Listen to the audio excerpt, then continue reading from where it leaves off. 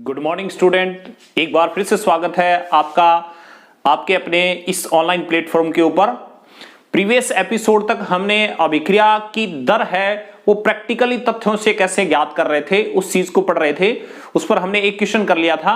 आज देखें second question की बात कर रहे हैं कि अभिक्रिया दर का निर्धारण है वो प्रैक्टिकली आंकड़ों से कैसे ज्ञात किया जाएगा, क्योंकि हमने पहले दिन ही प्रीवियस वीडियो के अंदर बता दिया था कि अभिक्रिया की जो कोटि होती है वो एक प्रैक्टिकली मान है। हमें कुछ प्रैक्टिकली डाटा प्रोवाइड करवाए जाए तो हम क्या कर सकते हैं, किसी भी अभिक्रिया की कोटि का निर्धारण कर सकते हैं। ठीक है, देखो एक अभिक्रिया है A प्लस बी से कोई प्रोडक्ट बन रहा है और इस अभिक्रिया के कुछ एक्सपेरिमेंटल आंकड़े हमें दिए जा रहे हैं।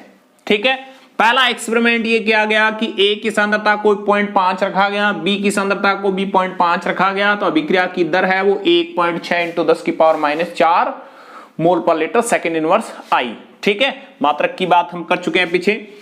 दूसरे प्रैक्टिकल में A की सांद्रता को कांस्टेंट रखा लेकिन B की सांद्रता को डबल करके देखा, केवल B की सांद्रता को डबल करके देखा। दोनों को एक साथ डबल कर दें तो पूरी अभिक्रिया की कोटि तो आ सकती है, लेकिन व्यक्तिगत सहयोग कितना है उस कोटि के अंदर A का B का वो नहीं फाइंड आउट नहीं कर सकते। ठीक है, तो B की सांद्रता को 2 गुना किया तो अभिक्रिया का वेग या अभिक्रिया की दर भी 2 गुनी हो गई। ठीक है, 10 की पावर -4 10 की पावर -4 1.6 का 2 गुना कितना हो गया 3.2, यानी जब इसको 2 गुना किया गया तो इसकी दर भी कितने गुना हो गई, 2 गुना हो गई। तीसरे एक्सपेरिमेंट में अब की बार A की सांद्रता को 2 गुना करके देखा, A की सांद्रता को 2 गुना किया, इसकी सांद्रता को क्या रखा, कांस्टेंट रखा गया, और पहले इसकी सांद्रता को कांस्टेंट रखा था हमने। जब इसकी सांद्रता को कांस्टेंट रखे A की सांद्रता को डबल किया गया तो अभिक्रिया के वेग पर कोई भी फर्क नहीं पड़ा, यानी ये भी क्या रहा, कांस्टेंट रहा। ठीक है, हमने कहा था प्रीवियस एपिसोड में कि हमें थ्योरेटिकल तरीके से जो बोर्ड एग्जाम में आरबीसी एनसीईआरटी सीबीएसई बोर्ड किसी भी बोर्ड एग्जाम में हो तो हमें डिस्क्रिप्टिव इस चीज को करना होता है। तो डिस्क्रिप्टिव करने के लिए हमें पहले क्या करनी पड़ेगी, इसकी समीकरण बनानी पड़ेगी। हमारे पास जनरल अभिक्रिया क्या है, जनरल अभिक्रिया ये भी R बराबर K A की पावर X और B की पावर Y। हमने इस अभिक्रिया को देखकर वेग समीकरण बना दी। ठीक है, किस नियम के तहत, हमने वेग नियम को काम में लिया है। अभी वेग नियम के अकॉर्डिंग हमने क्या किया है, इस इक्वेशन की वेग समीकरण बनाई है। इस समीकरण को हमने समीकरण नंबर 1 दे दिया। अब क्या करें, पहली इक्वेशन तो हमारी ये बन गई, दूसरी इक्वेशन एक्सपेरिमेंटल नंबर 1 से बनाए, फिर तीसरी 2 से बनाए और चौथी है वो 3, यानी तीसरे प्रयोग से बनाए चौथी अभिक्रिया। अब देखें पहली जो एक्सपेरिमेंट है उसके आंकड़े में समीकरण में फिलअप कर रहा हूं, तो देखें R का मान पहले डाटा में कितना है 1.6 इंटू 10 की पावर -4 बराबर K। A का मान कितना दिया है 0.5 दे रखा है, पावर X है, B का मान भी 0.5 दे रखा है, पावर Y है। समीकरण नंबर 2।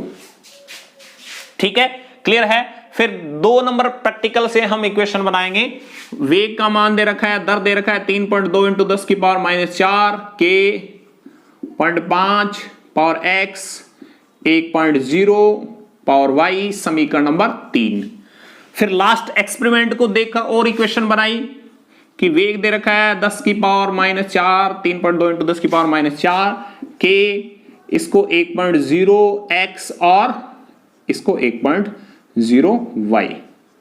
हमें क्या करना है, हमें इक्वेशन जो हमने चारों इक्वेशन बना रखे हैं उस इक्वेशन के अंदर हमें X और Y का मान ही फाइंड आउट करना है, जिससे हमारी वेग समीकरण भी आ जाए और अभिक्रिया की कोटि का भी क्या हो जाए, निर्धारण हो जाए साथ में। ठीक है, हमने देखें प्रीवियस एपिसोड में कहा था समीकरण 2 में 3 का भाग दे दें, चाहे समीकरण 3 में 2 का भाग दे दें।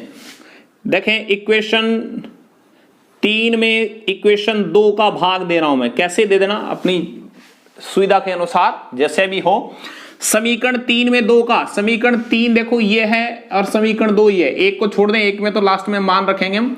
समीकरण 3 में 2 का भाग देना है तो 3 को ऊपर लिखें पहले, 3.2 इंटू 10 की पावर -4 बटे 1.6 इंटू 10 की पावर -4, यानी दर में इस दर के अंदर इसका भाग लग गया, बराबर के उधर जो भी डाटा दे रखे हैं उनको और लिख दें, 0.5 पावर x, 0.1.0 पावर y बटे k, 0.5 पावर x और 0.5 पावर y।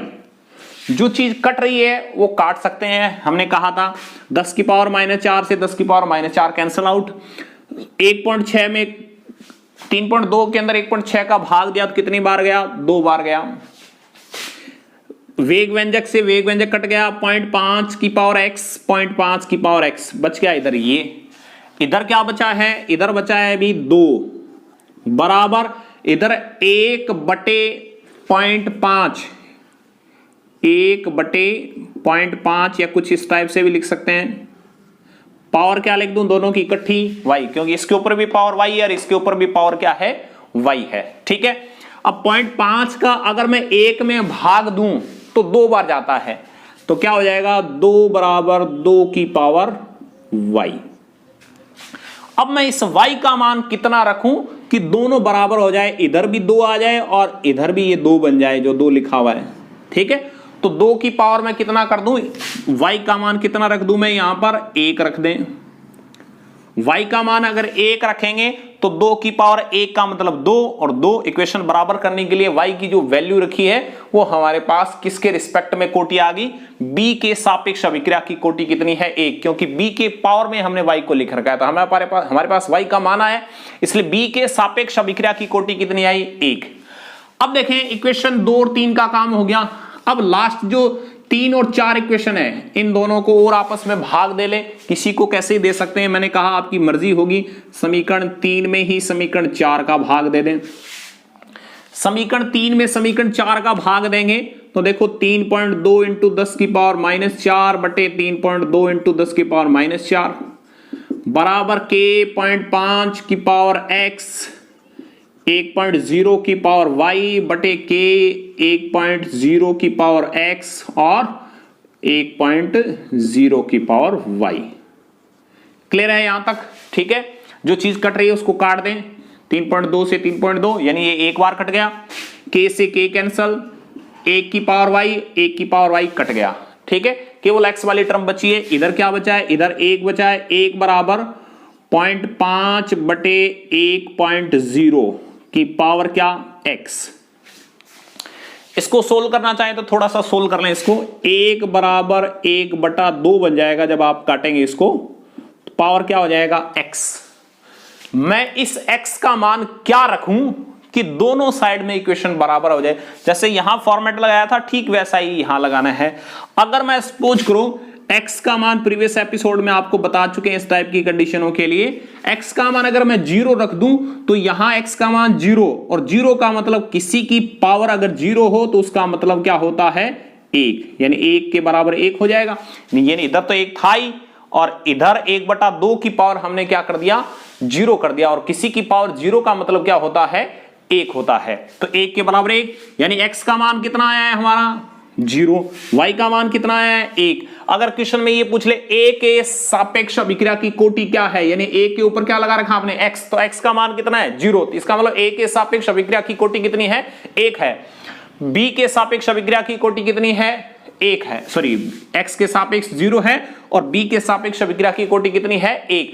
अब x और y का मान समीकरण 1 के अंदर फिलअप कर दें। समीकरण 1 में फिलअप करेंगे तो मैं यहां से डायरेक्ट हटा रहा हूं x और y को, x y का मान 1 और x का मान क्या आया है, 0। ठीक है, तो r बराबर के a की पावर x था, x का मान 0 रख दिया, b की पावर y था, y का मान कितना रख दिया, 1 रख दिया।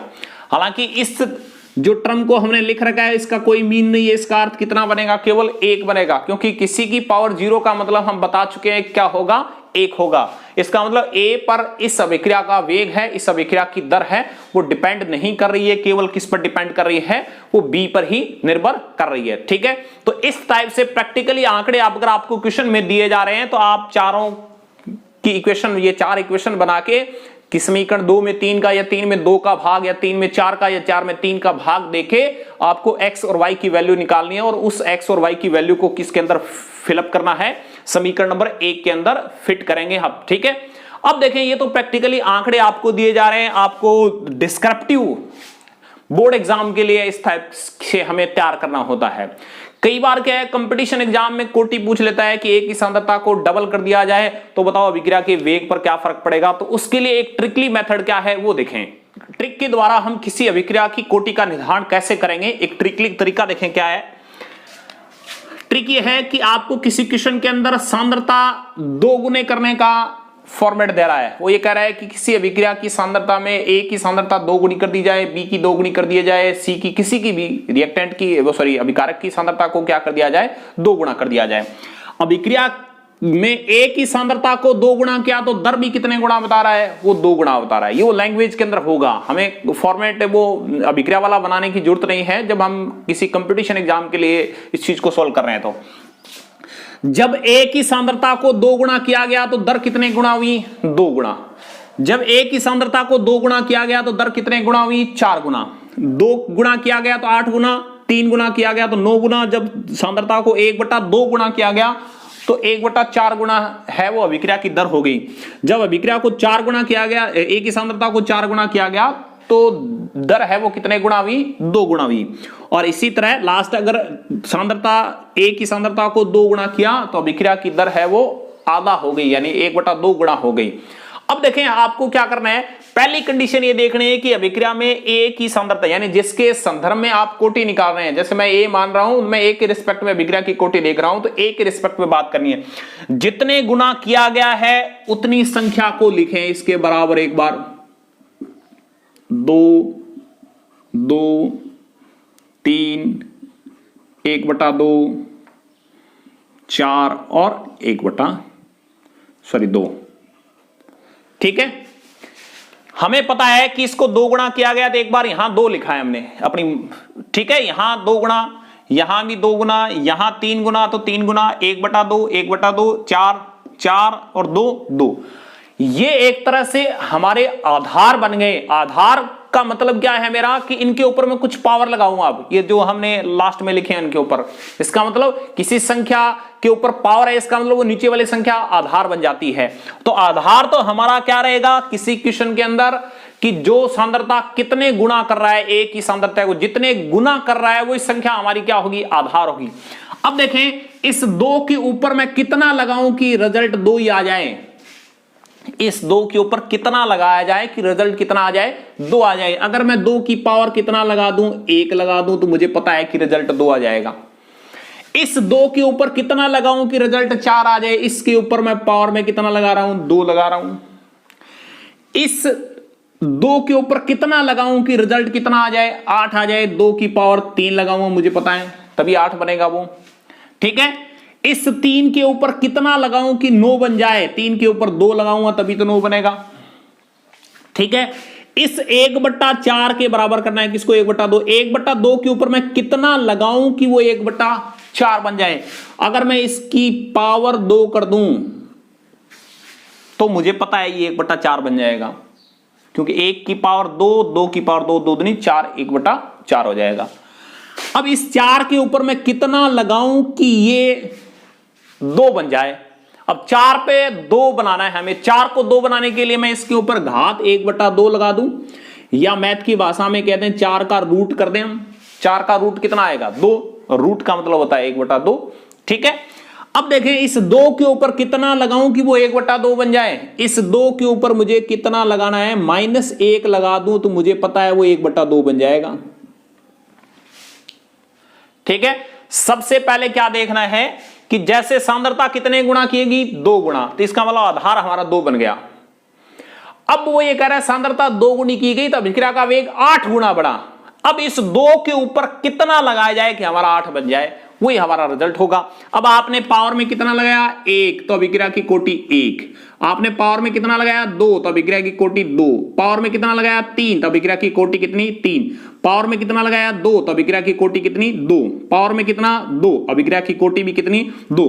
पावर में कितना लगाया, 1/2, अभिक्रिया की कोटि भी 1/2। पावर में कितना लगाया, -1, तो अभिक्रिया की कोटि कितनी होगी? -1 होगी। ठीक है, अब देखें, ये तो हमने पहले से फॉर्मेट तैयार कर रखा था। कई बार फॉर्मेट तैयार नहीं हो, आपको कैसे, कहने का मतलब अभिक्रिया की कोटि का निर्धारण करना है। मैं ये कह दूं A की सांद्रता को 2 गुना किया गया, देखो जल्दी से कैसे ज्ञात करेंगे। A की सांद्रता को कितने गुना किया गया? 2 गुना किया गया, तो अभिक्रिया की दर है वो कितने गुना बढ़ गई? 16 गुना बढ़ गई। इसका मतलब है हमें इस 2 को आधार बनाना है और 2 की पावर में कितना लगाएं कि 16 बन जाए। 2 की पावर में 3 लगाएं तो क्या बन गया? 8। 2 की पावर में कितना लगा दें? 4 लगा दें तो क्या बन जाएगा? वो 16। इसका मतलब जो पावर लगाई है वही क्या है? अभिक्रिया की कोटि है। अब एक और देखें, A की सांद्रता को कितने गुना कर दिया जाए? 2 गुना कर दिया जाए। अभिक्रिया की दर पर कोई फर्क नहीं पड़ा, नो चेंज। इसका मतलब आधार कितना बना? 2। 2 की पावर कितना करूं कि कोई फर्क नहीं पड़े? कोई फर्क का मतलब होता है रिजल्ट 1 चाहिए हमें। तो 2 की पावर क्या लगा दूं? 0 लगा दूं, तो 0 का मतलब अभिक्रिया की कोटि क्या होगी? 0 होगी। तो प्रीवियस क्वेश्चन के अंदर आप ऐसे कंडीशन लगा के देखें। हमें करना क्या है कि हमें पहले ये पता होना चाहिए कि सांद्रता कितने गुणा की गई है। अभी सांद्रता जितने गुणा करे वो हमारा आधार है। अब मैं और उसके रिस्पेक्ट में आप देखें कि दर है वो कितने गुणा बढ़ी है। दर जितने गुणा बढ़ रही है उतना हमें उस आधार के ऊपर पावर लगा के उस दर की गुणा के बराबर करना है। ठीक है, आपने देख लिया होगा फॉर्मेट कि जैसे 2 गुणा किया गया तो दर, इसका मतलब आधार हमारा 2 बन गया। अभिक्रिया का वेग कितने गुणा बढ़ा? 8। यानी इस 2 की पावर में कितना लगाऊं कि रिजल्ट मुझे 8 मिल जाए बस। ठीक है, तो इस तरीके से आप कंपटीशन एग्जाम के अंदर अभिक्रिया की कोटि है वो सीधे सीधे क्या कर सकते हैं? निर्धारित कर सकते हैं। नेक्स्ट टॉपिक देखें हमारा अणु संख्यता। अणु संख्यता में देखें, अणु संख्यता क्या चीज है किसी अभिक्रिया की? अणु संख्यता का मतलब होता है किसी भी रासायनिक अभिक्रिया के अंदर अभिकारक के जो अणु, परमाणु या आयन जो भाग लेते हैं उनकी वास्तविक संख्या क्या है। ठीक है, जबकि देखें आपने कोटि की परिभाषा में यह पढ़ा था कि किसी अभिक्रिया में भाग लेने वाले उन अभिकारकों के अणुओं की संख्या है वो काउंट करनी है जिनकी सांद्रता में समय के साथ क्या हो रहा था? परिवर्तन हो रहा हो। यहां हमें परिवर्तन कुछ भी देखना नहीं, वहां हमें क्या करना था? परिवर्तन देखना था प्रैक्टिकली आंकड़ों से कि वास्तव में इन अभिकारकों की सांद्रता में समय के साथ परिवर्तन हो रहा है या नहीं हो रहा है। अगर नहीं हो रहा है तो इसका मतलब ये अभिक्रिया की दर के निर्धारण में काम में नहीं आएंगे। लेकिन यहां क्या देखना है? यहां हमें अभिकारकों के अणुओं, परमाणुओं व आयनों की वास्तविक संख्या क्या है उसी को क्या बोलेंगे? अणु संख्यता। यानी डायरेक्ट अभिक्रिया को देखकर ही हमें पता चल जाएगा कि अभिक्रिया की अणु संख्यता है वो कितनी है। ठीक है, कैसे? देखो, फॉर एग्जाम्पल के रूप में आपने ले लिया A प्लस बी से आगे उत्पाद बन रहा है। इस अभिक्रिया के बारे में आपको कुछ भी पता नहीं है कि अभिक्रिया सरल है या जटिल है, या अभिकारक A के आगे रस समीकरण मिति गुणांक कितना आएगा। कहने का मतलब जब आप कोटि का निर्धारण करेंगे उस समय कुछ पता नहीं है। लेकिन फिर भी हमें क्या देखना है? अभिक्रिया की अणु संख्यता देखनी है। अणु संख्यता देखनी है तो देखें, A के आगे कुछ नहीं लगा, इसका मतलब क्या है? 1 है। B के आगे कुछ नहीं लगा, इसका मतलब क्या है? 1 है। तो A के कितने मोल भाग ले रहे हैं? 1। और B के भी कितने मोल भाग ले रहे हैं? 1। दोनों को जोड़ दें तो संख्या कितनी होगी? 2। इसका मतलब अणु संख्यता कितनी है? अणुओं की संख्या, जैसे नाम से ही पता चल रहा है, देखो अणु संख्यता का मतलब है अणुओं की संख्या कितनी है किसी अभिक्रिया के अंदर भाग लेने वाले। ठीक है, तो यहां कितने भाग अणु ले रहे हैं? 2 ही अणु भाग ले रहे हैं। अगर ये अभिक्रिया कुछ इस टाइप से होती 2A प्लस में 1B से आगे उत्पाद और आपको पूछा जाता वही अणु संख्यता, तो आपको सीधा सीधा अभिक्रिया को देखकर ही क्या करना था? संख्या लिखनी थी। कितनी? 3।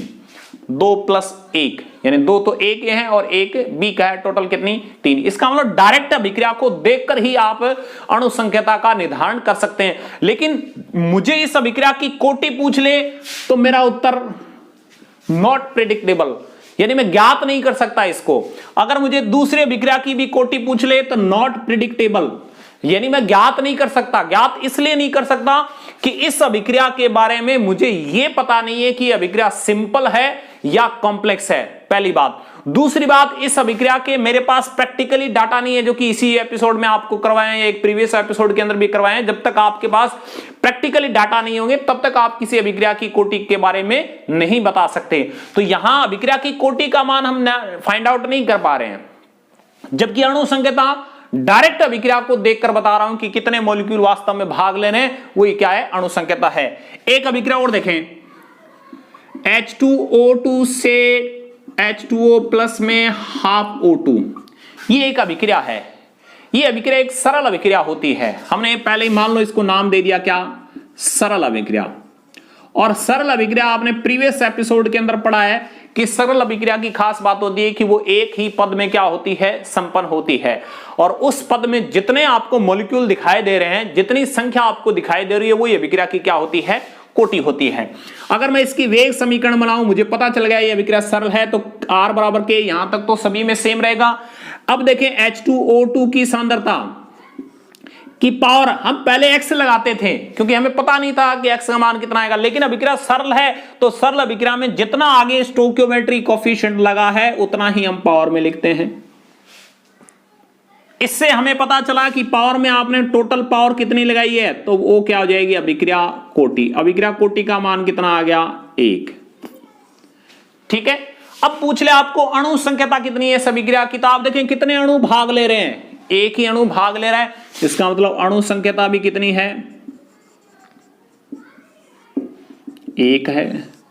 इसका मतलब अभिक्रिया की कोटि भी 1 और अणु संख्या भी 1। लेकिन ऊपर वाली अभिक्रियाओं के बारे में हमें कुछ पता नहीं था, इसलिए अभिक्रिया की अणु संख्या तो आपने फाइंड आउट कर ली, लेकिन अभिक्रिया की कोटि का निर्धारण नहीं कर सकते, क्योंकि अभिक्रिया की कोटि एक प्रैक्टिकली आंकड़ा है हमारे पास। ठीक है, अब देखें एक बात यहां इंपॉर्टेंट निकल के आई है कि जब अभिक्रिया कौन सी हो, सरल अभिक्रिया हो, यानी अभिक्रिया एक सिंपल अभिक्रिया है, तो उस कंडीशन में देखो आप दोनों बराबर है भी, कि जब अभिक्रिया सरल होगी उस स्थिति के अंदर अभिक्रिया की कोटि और अणु संख्या दोनों का मान क्या रहेगा, हमेशा बराबर रहेगा, या दोनों का मान एक जैसा ही रहेगा। इस बात को ध्यान में रखेंगे क्योंकि हमने यहां मेंशन कर रखा है कि अभिक्रिया कौन सी है, सरल है।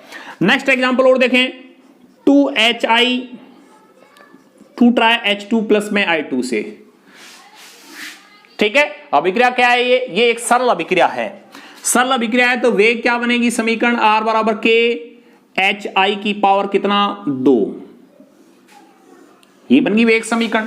वेग समीकरण अगर आपके पास है तो अभिक्रिया की कोटि ज्ञात करने में आपको बिल्कुल भी तकलीफ नहीं होगी, क्योंकि अभिक्रिया की कोटि जो घात होती है वही अभिक्रिया की कोटि है।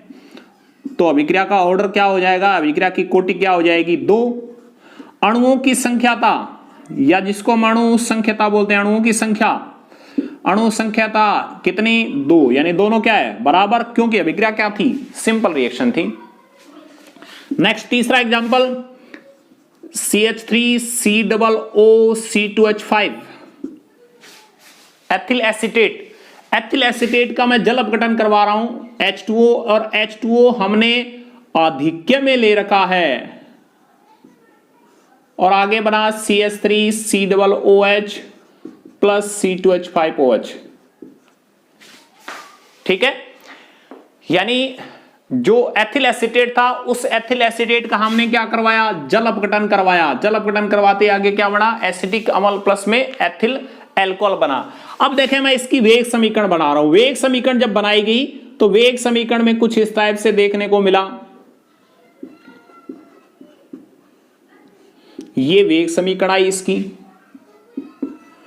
क्यों, क्योंकि इन अभिक्रियाओं को प्रैक्टिकल रूप से देखा गया, क्योंकि ये कोई रिएक्टेंट नहीं है। ए और बी तो हमने अपनी मर्जी से माने, ए और बी कोई रिएक्टेंट थोड़ी है वैसे, कि हमें पता ही नहीं कि भी एल्कोहल है, फिनोल है, कार्बोनिक ग्रुप है, कौन सा ग्रुप है फंक्शनल, यानी एल्कीन एल्काइन, कुछ भी नहीं पता चला ए बी के बारे में। लेकिन यहां हमें पता चल रहा था कि वास्तव में H2O2 है और H2O2 का विघटन हो रहा है H2O प्लस में, तो इस अभिक्रिया को प्रैक्टिकल रूप से देखा जा सकता था। इस अभिक्रिया को जो प्रैक्टिकल रूप से देखा गया तो देखने से पता चला कि इस अभिक्रिया के वेग समीकरण में केवल एक ही अभिकारक आया, ये जो हमने लिखा है। इसका मतलब H2O उस अभिक्रिया के वेग निर्धारक पद के अंदर नहीं आया। अभिक्रिया के वेग निर्धारक पद के अंदर नहीं आने का मतलब है ये अभिक्रिया के वेग को प्रभावित नहीं कर रहा है या इसके सापेक्ष अभिक्रिया की कोटि क्या है, वो शून्य है। अब देखें, मैं अगर अभिक्रिया की कोटि की बात करूं, इसकी अभिक्रिया की कोटि कितनी आएगी, 1, क्योंकि केवल इस पर डिपेंड कर रही है, H2O पर तो डिपेंड नहीं कर रही है, अभिक्रिया की दर है वो, तो कोटि क्या आई, 1। अगर मैं कह दूं अणुओं की संख्या क्या है, तो अणु संख्यता अलग चीज होती है। अणु संख्यता, एक अणु किसका लिया है हमने, अपनी भाषा में बोले तो एथिल एसीटेट का, और एक अणु किसका ले रखा है हमने, H2O का, इस रिएक्शन के अंदर, ठीक है। तो टोटल कितने अणु हो गए, 2। अब देखें डिफरेंस आ गया दोनों के अंदर, यहां सेम चल रहा था क्योंकि अभिक्रिया सिंपल थी, इसका मतलब अभिक्रिया सिंपल एक तरह से सिंपल नहीं है, यानी सरल, अपनी भाषा में जो बोल रहे हैं वो सरल नहीं है। अब देखें ऐसी कंडीशन में क्या ध्यान रखना है कि जब भी कोई रिएक्टेंट आधिक्य के अंदर दिया जा रहा है,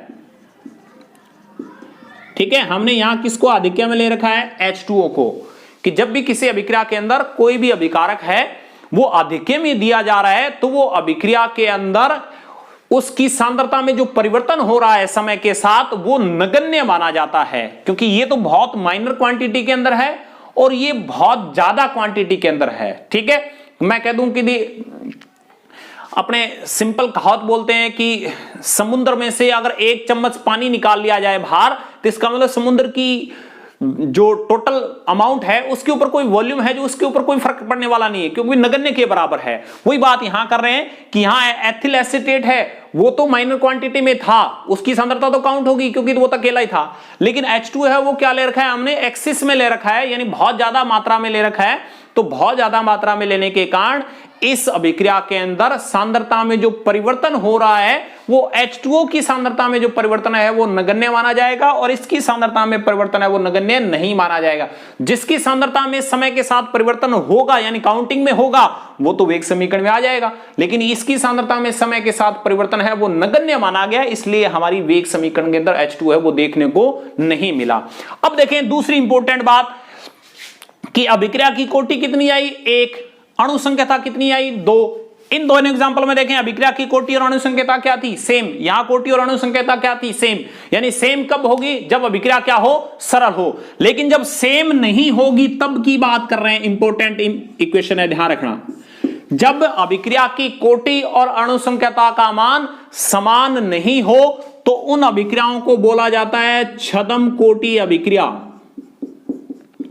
छद्म कोटि अभिक्रिया,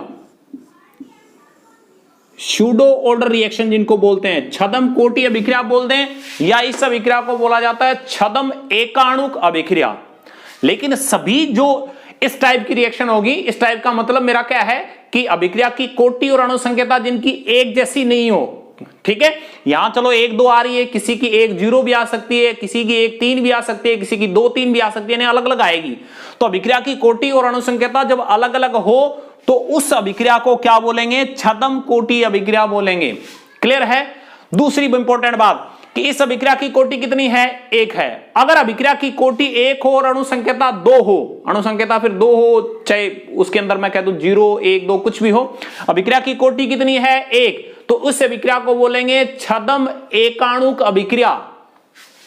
छद्म एकाणु क्यों बोल रहे हैं, क्योंकि इस अभिक्रिया के वेग निर्धारण में केवल एक ही मॉलिक्यूल क्या कर रहा है, निर्धारित कर रहा है अभिक्रिया के वेग को। हालांकि अभिक्रिया में तो 2 अणु भाग ले रहे हैं, जो कि अणु संख्यता में हमारे 2 काउंट हुए थे, ठीक है। इस अभिक्रिया को प्रैक्टिकल रूप से आपको क्या करना है, ध्यान रखना है कि इस अभिक्रिया के अंदर H2O जो एक्सिस के अंदर ले रखा है वो अभिक्रिया के वेग निर्धारित पद के अंदर नहीं आएगा, ठीक है। नेक्स्ट जब हम इसके बाद अभी टॉपिक पढ़ेंगे छद्म कोटि अभिक्रिया, उसके अंदर एग्जांपल लिखेंगे। उन एग्जांपलों को विशेषकर इंपॉर्टेंट आपको ध्यान रखना है कि छद्म कोटि अभिक्रिया के एग्जांपल कौन कौन से हैं और उनकी अभिक्रिया की अणु संख्यता क्या है और उनकी अभिक्रिया की कोटि क्या है, ठीक है। तो ये थी हमारी बात अणु संख्यता की, कि वास्तव में किसी अभिक्रिया के अंदर अभिकारक और के जो टोटल अणु है वो कितने भाग ले रहे हैं वो डायरेक्ट हमें देखते ही पता चल जाएगा। लेकिन अभिक्रिया की कोटि का मान है वो डायरेक्ट देखते ही हम ज्ञात नहीं कर सकते, यानी पहले कुछ बताया नहीं जा सकता जब तक अभिक्रिया को प्रैक्टिकल रूप से क्या हो, देखा नहीं जाता, ठीक है। क्योंकि हम देखें एक एग्जांपल से समझे कि किसी रेस के अंदर 10 लोग भाग ले रहे हैं, एक दौड़ है, इस दौड़ में कितने लोग भाग ले रहे हैं, 10 भाग ले रहे हैं। इसका मतलब हमें दौड़ से पहले ही पता चल गया कि इस दौड़ में कितने लोग भाग ले रहे हैं, 10। पहले ही पता चलने का मतलब जो संख्या हमें पता चली है वो क्या है, एक तरह से अणु संख्यता है, यानी इस दौड़ की अणु संख्यता कितनी है, 10 है। अब मैं ये कह दूं इस अभिक्रिया जो हमने दौड़ की बात की है उस दौड़ के अंदर कौन कौन है जो 1 किलोमीटर की दौड़ को 5 मिनट के अंदर क्वालिफाई कर जाएंगे।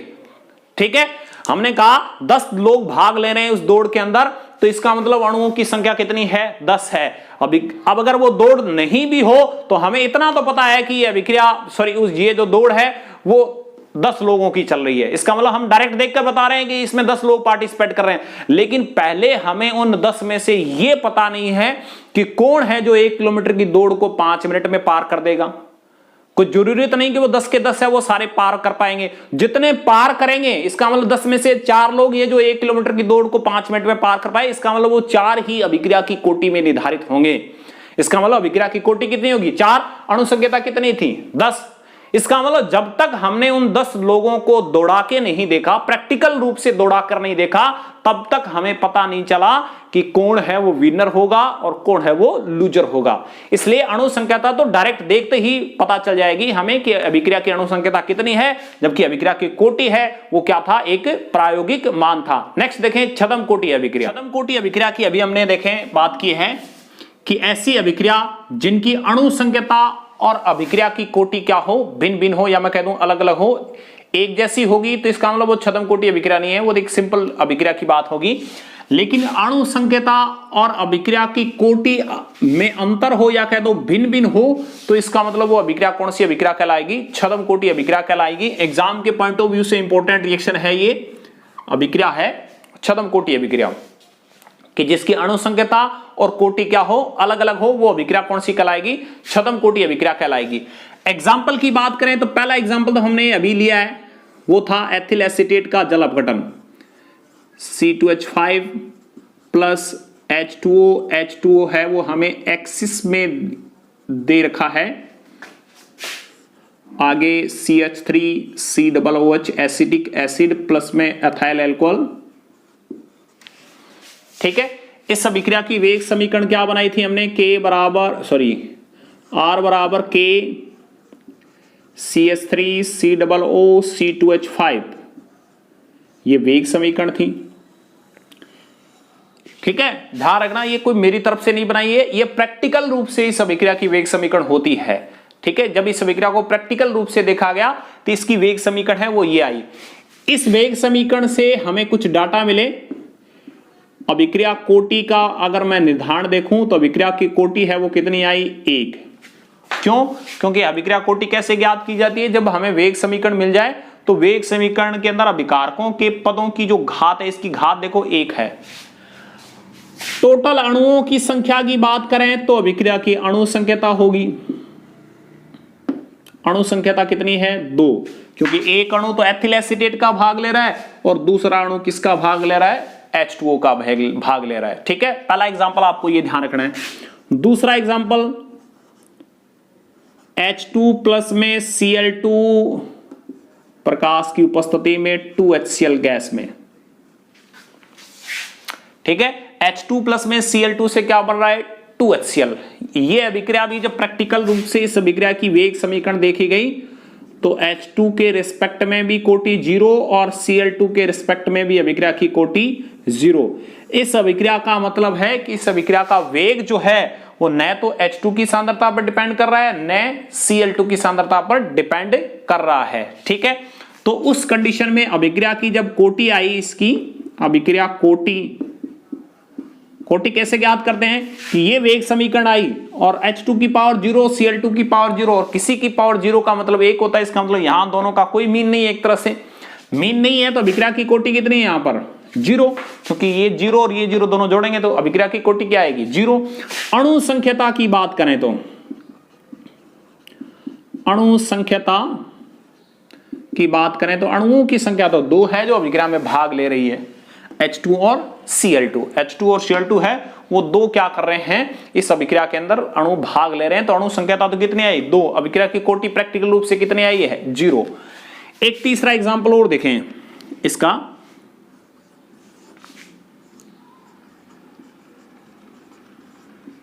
ये है शर्करा। शर्करा का जब जल अपघटन करवाया गया, यहां भी H2O एक्सिस में है भी,